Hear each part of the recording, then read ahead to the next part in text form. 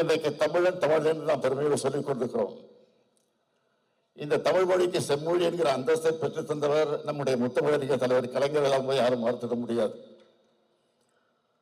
தலைவர் கலைஞர் அவர்கள் அடிக்கடி சொல்வார்கள், தமிழை பற்றி பேசுகிற போது பெருமைப்படுத்தி சொல்வார்கள், புலங்கவர் ஓவியமே, உற்சாக காவியமே, ஓடை நறுமலரே, ஒளியமிழு புதுநிலவே, அன்பே அமுதே அழகே உயிரே இன்பமே இனிய திண்டலே பணியே கனியே பரதேச சுவையே மரகதமணியே மாணிக்கச்சோரை மன்பதற்கு என்றெல்லாம் தமிழ் அழைக்க தோன்றுகிறது. இருந்தாலும் தமிழை தமிழை என்று அழைக்கக்கூடிய சுகம் வேறு எதிலும் கிடையாது. அப்படிப்பட்ட அந்த தமிழ் மொழிக்கு செம்மொழி என்ற அந்த சிறப்பை பெற்று தந்தவர், பெருமையை தேடி தந்தவர் நம்முடைய கலைஞர் அவர்கள். ஆகவே அதைத்தான் இன்றைக்கு நாங்கள் நீதியரசர் வந்திருக்கக்கூடிய சூழ்நிலையை பயன்படுத்தி இந்த வேண்டுகோளை வைத்திருக்கிறது வேற அல்ல. இன்னொன்று வேண்டுகோள் என்னன்னா, மணமக்களுக்கு நான் வைக்கக்கூடிய வேண்டுகோள், அதுவும் ஒவ்வொரு திருமணத்தையும் நான் சொல்வது உண்டு. உங்களுக்கு பிறக்கக்கூடிய குழந்தைகளுக்கு அழகான தமிழ் பெயர்களை சூட்டுங்கள் என்ற அந்த வேண்டுகோளையும் நான் மணமக்களுக்கு வைக்க விரும்புகிறேன். எல்லா திருமணத்தையும் நான் சொல்லிக்கொண்டு வருவது ஏற்கனவே நம் பொதுக்குழு தீர்மானம் நிறைவேற்றியிருக்கிறோம். ஆக அந்த அடிப்படையில் தமிழ் பெயர்களை சூட்ட வேண்டும் என்றும் நான் அவர்களுக்கெல்லாம் என்னுடைய வேண்டுகோளை எடுத்து வைக்க விரும்புகிறேன்.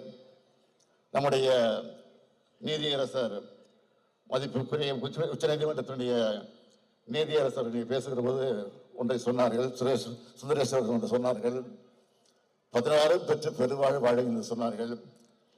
ஆனால் முன்பெல்லாம் இந்த வாழ்த்தை சொல்லிட்டு இருந்தோம், இப்போ யாரும் சொல்றது இல்லை. ஏன்னா அது தவறாக புரிந்து கொண்டு மணமக்கள் குழந்தைகளை பெற்றுக்கொள்ளக்கூடாது என்பதற்காகத்தான் அதை யாரும் இப்போ சொல்ல தயங்குகிறார்கள்.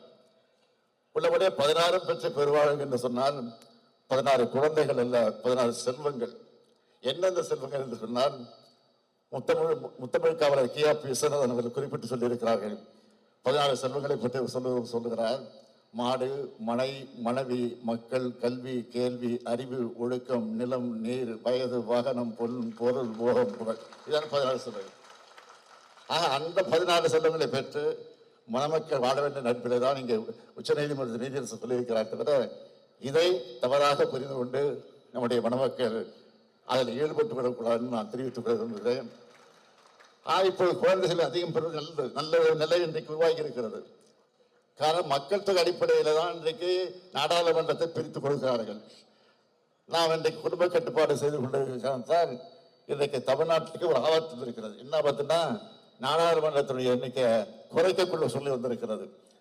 போவதை பார்க்க பார்த்தா நாமும் ஏன் அதை குறைக்க வேண்டும், அதிகப்படுத்தி கொண்டு நாடாளுமன்றத்தில் அதிக இடங்களை பெறலாம் என்று அந்த சூழ்நிலை வந்திருக்கிறது. இதையும் நான் யோசிக்க வேண்டிய சூழ்நிலை இருக்கிறோம்.